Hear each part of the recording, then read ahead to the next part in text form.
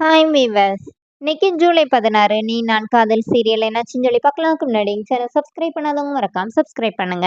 இன்னைக்கு என்ன அப்படின்னு சொல்லி பார்த்தீங்கன்னா, அபி வந்து அவங்க ஸ்கூட்டில வந்துட்டு இருக்கும்போது முரளி வந்து தடுக்கிறாரு.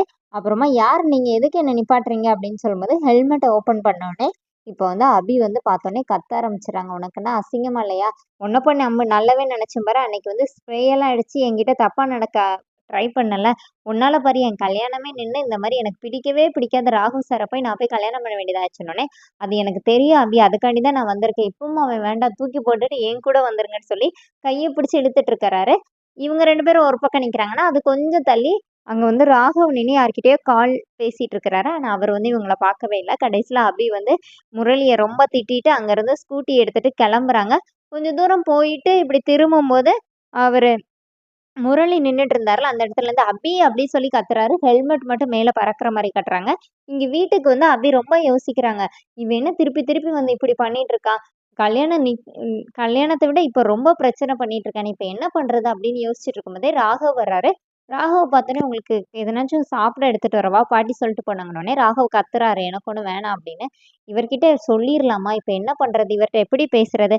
ஃபர்ஸ்ட்டு இவருக்கு ஸ்நாக்ஸ், டீலாம் குடுத்து இவர சமாதானப்படுத்துவோம். அப்புறமா சொல்லுவோம் சொல்லிட்டு போய் டீயும், ஸ்நாக்ஸும் எடுத்துட்டு வந்து குடுக்குறாங்க. அதுக்குள்ள அவர் ராகவுக்கு வந்து ஒரு கால் வருது. இந்த மாரி அவங்களுக்கு வந்து ஒரு டீல் கிடைக்கல அப்படின்னு. அப்ப ராகவ் பயங்கரமா டென்ஷன் ஆயிடுறாரு. இப்போ போயி அபி வேற சொல்ல வராங்க. இந்த மாரி கல்யாணத்தன்னைக்கு அப்படின்னோனே, "என்ன நடந்தா எனக்கு என்ன? உன் விஷயத்த நான் எதுக்கு கேட்க போறேன்? 8 மாசம் தான். அதுக்கப்புறம் நீ இங்கேருந்து கிளம்பி போய்க்கிட்டே இருக்க போற" அப்படின்னு சொல்லி திட்டிட்டு அவர் உள்ள போயிடுறாரு. இப்ப அபி என்ன நினைக்கிறாங்கன்னா, 8 மாசம் தானே நம்மளும் இங்க இருக்க போறோம். இவர்ட்ட போய் என்ன சொல்லணும்? இவர்ட்ட போய் எதுக்கு சொல்லணும்? அப்படின்னு சொல்லிட்டு அவங்களும் இது பண்றாங்க. அப்புறமா வீட்ல எல்லாரும் கோயில் போயிட்டு வந்தவங்க எல்லாரும் ஒரு மாரியா இருக்காங்க. அப்ப அனு கேட்குறாங்க. சரியா அபி கேட்குறாங்க, "ஏன் எல்லாரும் ஒரு மாரியாவே இருக்கீங்க?" அப்படின்னு. அப்போ உடனே அவங்க அவங்க சித்தி என்ன சொல்றாங்கன்னா, "நாங்க வந்து இப்படி நூல் எல்லையில உயிர் தப்பியிருக்கோம். இல்லாட்டி பஸ்ஸுக்குள்ள போயிருப்போன்னோனே, என்னாச்சு என்னாச்சுன்னோனே, யாருக்கும் எதுவும் ஆகல. அதான் வந்துட்டோம்ல" அப்படின்னு. இப்போ அவங்க வந்து எப்பவும் மாரி அபிய திட்டுறாங்க. சாரி அணுவ திட்டுறாங்க. இந்த மாரி உன் ராசி தான் இந்த மாரி ஆயிருச்சுன்னு.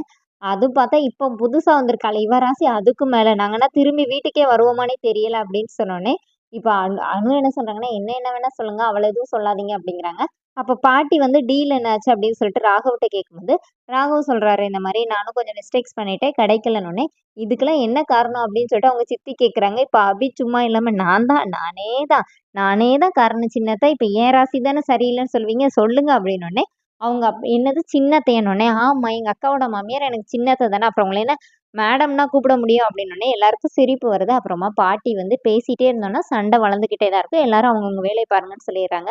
இங்க அனு உட்காந்து ஃபீல் பண்ணிட்டே இருக்கிறாங்க. அப்ப ஆகாஷ் வந்து சமாதானப்படுத்துறாரு. அப்ப அனு என்ன சொல்றாங்கன்னா, நம்ம 2 பேரும் பிரியறத தவிர வேற எதுவும் வழி இல்ல அப்படின்னு சொன்னோனே, அவர் அப்படியே ஷாக் ஆகுறாரு. அதோட என்னோட எபிசோட் ரன் பண்ணிட்டாங்க. நாளைக்கு தான் செம காமெடி.